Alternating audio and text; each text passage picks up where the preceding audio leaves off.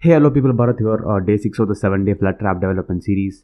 The last 5 days have been really productive. We've looked at how to create an application from scratch. What do you have in store for today? So, the stand-up for today, we're going to be discussing about what is the plan. The first half of the day is going to be looking at the bugs that we have found out yesterday. The day 5 was completely for testing. We found out the bugs that we wanted to find out. There are 4 bugs that I have listed down, and we're going to be looking at how to fix these bugs before it moves to the production. The second half is going to be looking at primarily developing the app's icon. So the app's application icon is going to be the next primary target that we need to look at. I personally believe that to create an application, you should not design your icon at the start. You always design your icon after you've completed that application from start to scratch. This is because you do not know what is application going to look like at the end of the day.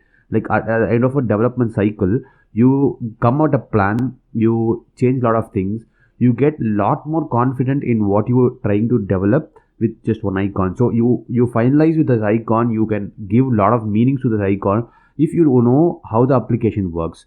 So for me personally, I do that. I follow that till date. There are a lot of applications that I've developed, and it's by trial and error I understood that once you develop an application's icon, that is the app launch icon, at the end of this, say, the period of 10 days, I'm going to develop an application. I look at developing this application's app icon on the only 8th or 9th day.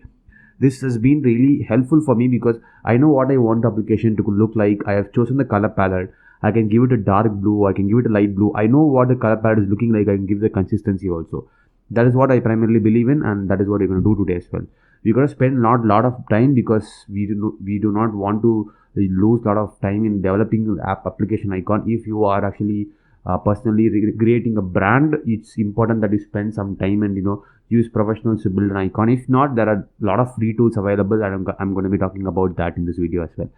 At the later part of the application, if we have time, just like I discussed yesterday, we're going to look at how to put ads in our application. Ads are primarily going to be the Admob, Google's Admob, and using that, we're going to put ads for a Flutter application. Is it going to be easy? Yeah, it's a very simple process, but it requires that you have AdSense account which is going to be approved. It might take some time, but we look at how to add these interstitial ads and add these banner ads, which will actually he'll test ads, but when you're launching, you can change them and you launch. It's going to take some time for the approval process to happen, but yeah, it's just as a part of this 7-day where I want to cover this topic, I'll just help you guys in understanding how that is also possible.